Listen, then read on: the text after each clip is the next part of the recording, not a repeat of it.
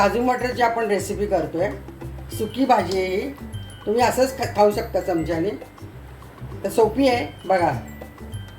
हे 2 चमचे मी 2 टीस्पून तेल घातलं आहे, त्यात आपण थोडं जिरे घालतोय,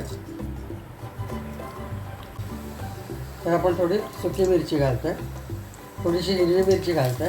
हे काजू मी एक तासभर भिजवून ठेवले ते पाण्यात। ॲक्च्युली ओले काजू घालतात, पण ते नेहमी अवेलेबल नसतात, ते मी भिजवून ओले केले, ओले काजू केले। तर ते आता काजू घालूया आणि त्याच्यात आपण मटर घालूया। हे फ्रोझन घरीच करून ठेवले, ते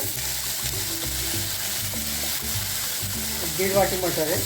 तुम्ही काजू मटर याचं प्रमाण तुमच्या अंदाजानुसार कमी जास्त करू शकता। थोडंसं मीठ घालूया, तुमच्या अंदाजानुसार मीठ घालू शकता। त्यात पण थोडीशी आपण जिरेपूड घालूया, थोडासा चाट मसाला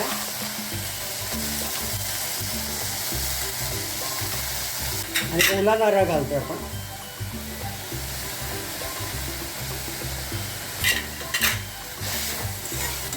थोडीशी कोथिंबीर घालतो।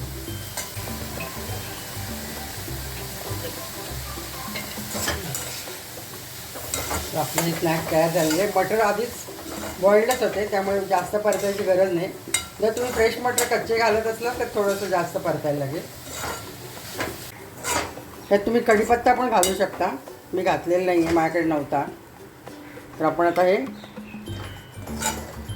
स्नॅक कम भाजी काढून घेऊया। नुसतंच चमच्याने तुम्ही क्रिकेट बघताना, पिक्चर बघताना खाऊ शकता, खूप टेस्टी होते।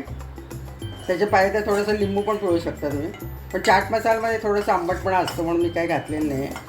हे काजू मटरचं एक आपण स्नॅक टाईप बनवलेलं आहे, हे एकदम टेस्टी आहे।